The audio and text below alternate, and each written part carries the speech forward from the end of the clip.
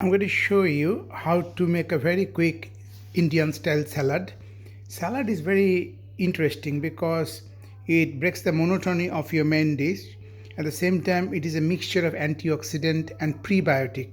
You all know what is probiotic, which is live yogurt, live bacteria, as in fermented food. Um, Yogurt is probably the commonest example. In India, we use it a lot to make lassi. Sour milk, another example. There are other examples like Korean kimchi. Every culture has got their own fermented food. Anyway, kefir is another Bulgarian, East European drink which is also fermented. So the basic ingredient of an Indian salad probably will be tomatoes, onions, cucumber, and some chopped up green chilies if you like spicy, like a hot, some coriander leaf. Now this is prebiotic. Prebiotic means the fibers that the bacteria needs to thrive, good bacteria, and this is actual bacteria. And then I mix some good fat, which is avocado, spice it up with some pre-made spice, which is basically cumin and black pepper, and some mango powder, and a little bit of sour taste. And then I would mix it up with something that I get, like this is water chestnut. I'm going to chop it up, and this is black beans. So this is a lot of carbohydrate, but I'm going to give a little bit of this. And finally, I will top it up with some dried mixed nuts, small amount, handful. That's it. Today, I'm sorry, there's no nuts because I just opened the box. There is nothing inside. I have to go to Tesco to buy more. So have this as part of your daily big meal, like a dinner. So I don't do any breakfast, which is intermittent fasting. So 16 hours no food. So I wake up, I'm fasting. I will have 2 cups of coffee, black coffee, 1 hour. Never drink coffee immediately after waking up. So always wait for at least 1.5 hours, then drink the first coffee. Then the second coffee maybe around 11ish. Tea doesn't give you that advantage that coffee gives in terms of liver protection. That's why British Liver Trust always say 2 cups of coffee is very good to protect your liver. Tea has got other benefits like antioxidant, but not like liver bit.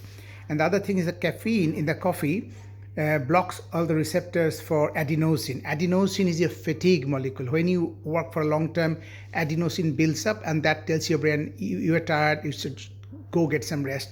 So you block those adenosine receptors with caffeine artificially. So you are tired, but you're not tired. So it's not a good thing to do regularly. So that's why not more than 2 cups of caffeine. And then your lunch around 2 o'clock, etc., whenever the 16-hour is finished. And now you're going to eat everything in the 8-hour window. And for me right now it is TUMAD. TUMAD is 2 meals a day. OMAD is 1 meal a day. So my first meal will be, when I'm breaking fast actually, will be a keto meal, which is prepared. I will have it in my office. Otherwise, if you have to buy it, you cannot guarantee. You will get processed food, a lot of chemicals. So your keto lunch will be a portion of protein, good quality protein like salmon or chicken or egg or any other fish. And the side business is actually your stir-fried or steamed vegetable.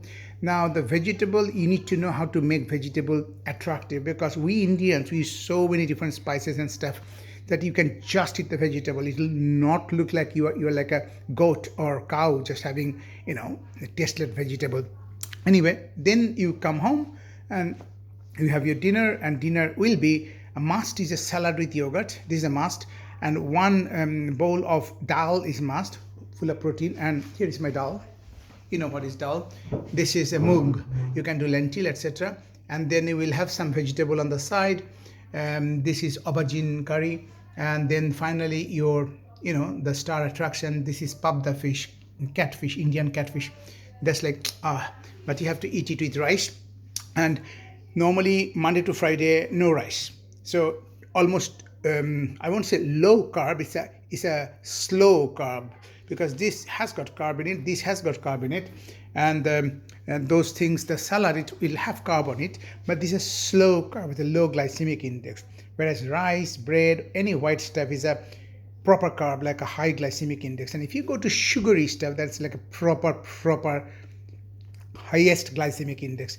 But on Saturday and Friday, 2 days, but normally it boils down to probably 1.5 days, I will eat anything I want. Anything means anything. Like yesterday, I ate 3 donuts, Krispy Kreme, my favorite. Biscotti, Lotus, oh, that's like heaven in your mouth. And pizza, whatever you want to eat, just unrestricted, I call it. And then rest of the week, you are like a monk. Although I'm saying monk, but if you eat my salad, you can just have it and, you know, you don't want anything else. Okay, I'll teach you how to do it. Don't worry. Step by step, one at a time. If you want a long, healthy life, you need to focus on pillars of health, of which one is how to make food.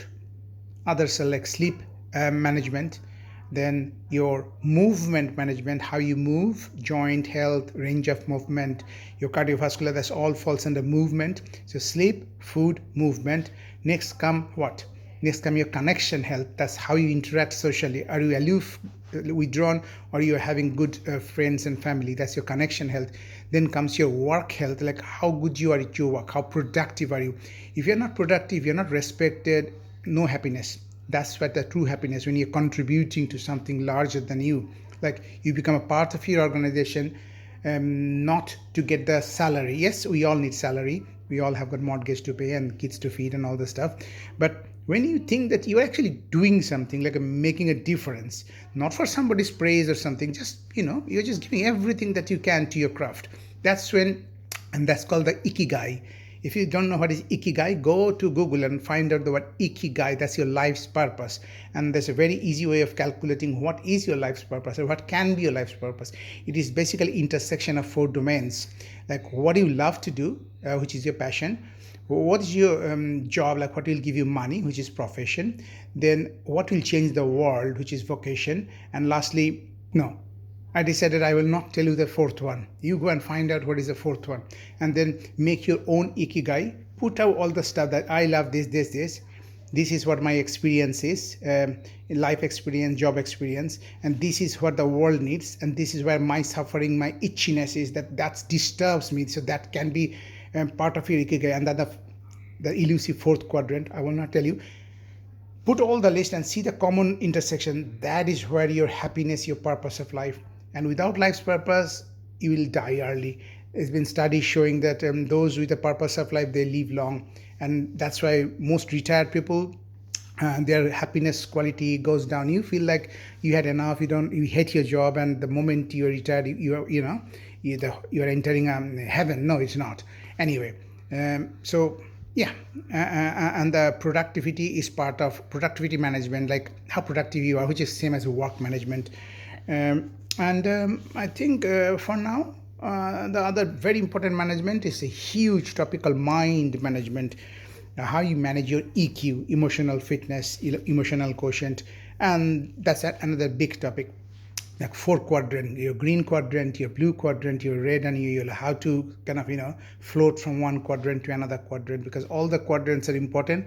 But remember, we want to stay mostly in the yellow, happy, content, like a monk, serotonin quadrant, and we sometimes 30% of the time we want to go to green quadrant, which is energetic, high cortisol, endorphin, flow, and all that stuff. And then sometime you need to go to the red quadrant, which is high energy but not a happy, like unpleasant. And that's when you fight for injustice. If you're always happy and content, you don't fight for injustice. And 4th is your blue quadrant, when you are very low energy, not feeling happy, sad, withdrawn. And that quadrant we don't want to ever go. But unless you practice going there deliberately, exposing yourself to boredom deliberately, when it comes, and it will come, you succumb and you stay in the blue for a long time. So practice going into the blue and come back. And I'll tell you how to do that. Thanks. Now I think I'm done. I'm hungry. I'm going to eat.